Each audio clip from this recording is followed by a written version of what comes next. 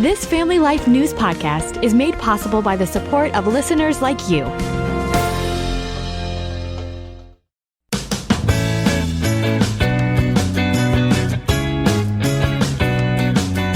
It's Staycation Destinations on Family Life.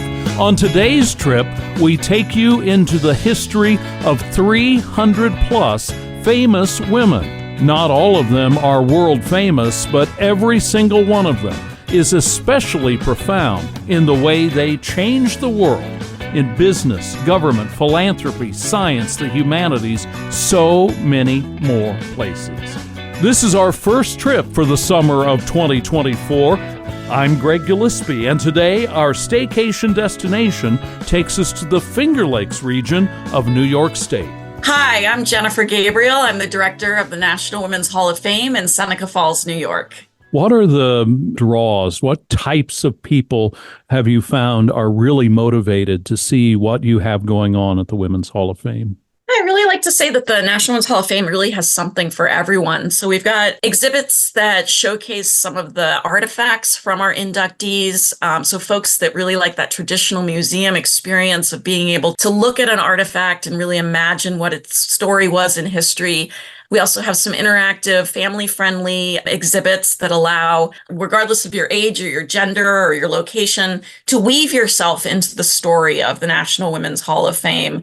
We draw a lot on our roots as a former woolen mill, so a lot of what we do is tied to textiles and to fiber arts, and so you kind of see that represented throughout the museum.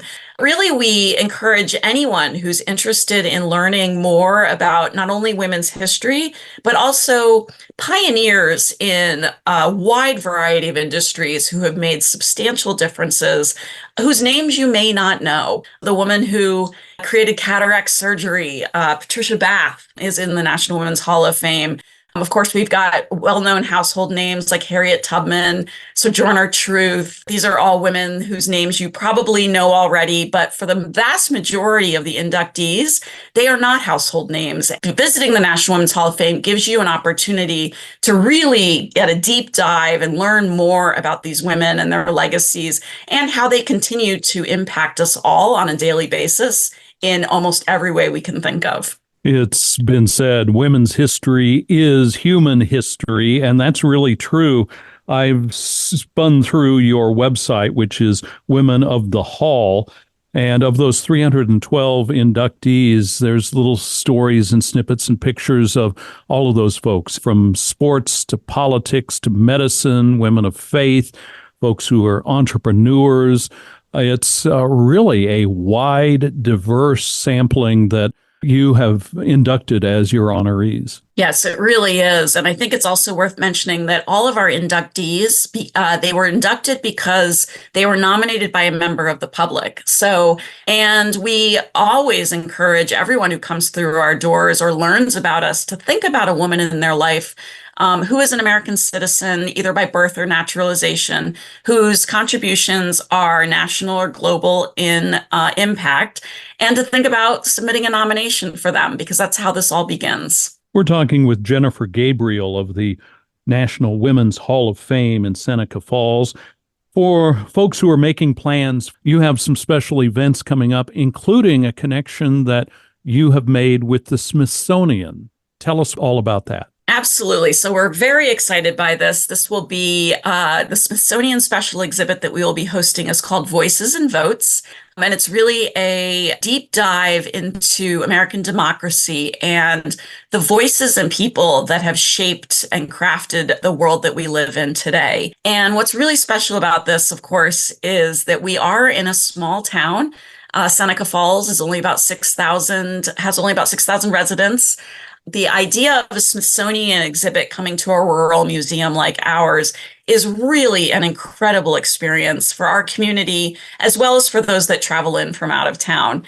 So our second floor that we just got our certificate of occupancy a few months ago, this special Smithsonian exhibit will be the first opportunity for us to really utilize that space and be able to put some interactive, interesting displays in place that folks can experience. We'll be hosting that between July 12th and August 26th. Again, we'll be open from Tuesdays through Saturdays, 11 to 4. Let me ask you about the local event that you are piggybacking on the Smithsonian, asking for local and regional fiber artists to submit their work that you can include in display there at the Women's Hall.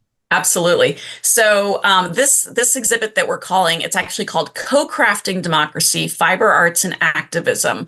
It is a follow-up exhibit to a very successful exhibit that debuted in Rochester back in 2019. At that exhibit, there were works by 30 artists that explored how handwork probes the vulnerabilities of citizenship status while also working towards positive social change. And that exhibit actually traveled to 4 additional venues throughout the Northeast. And we are excited to sort of bring it back in an entirely new form. We are soliciting fiber artists from across the nation, around the world. Anyone that's interested can participate. We will actually showcase your work at the National Women's Hall of Fame. So we are inviting anyone who has created something or would like to create something using a fiber forward technique. Every work must be fiber-based, but that leaves open a lot of possibilities for what that might mean. And that it relates in some way to the concept of crafting democracy.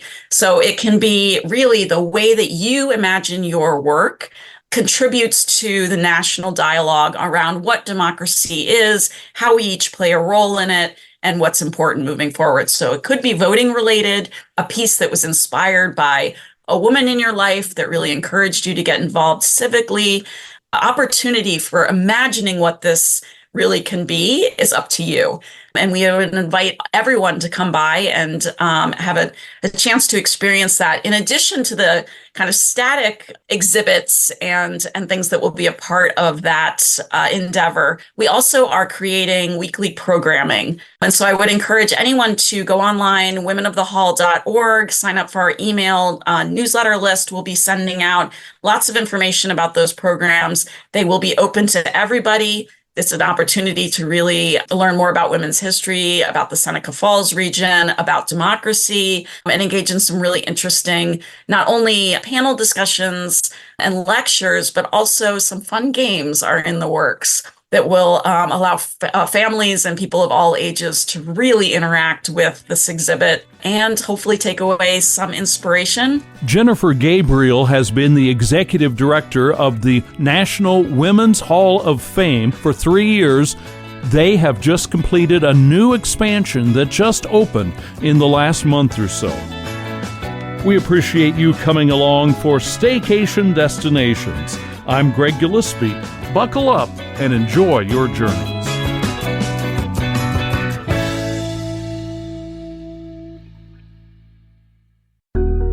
Thank you for listening to this Family Life News podcast. If you've been encouraged by what you've heard, please share it with others and click the subscribe button to automatically receive future episodes. Family Life is a listener-supported ministry. Podcasts like this are made possible by your financial partnership. Find out more at familylife.org.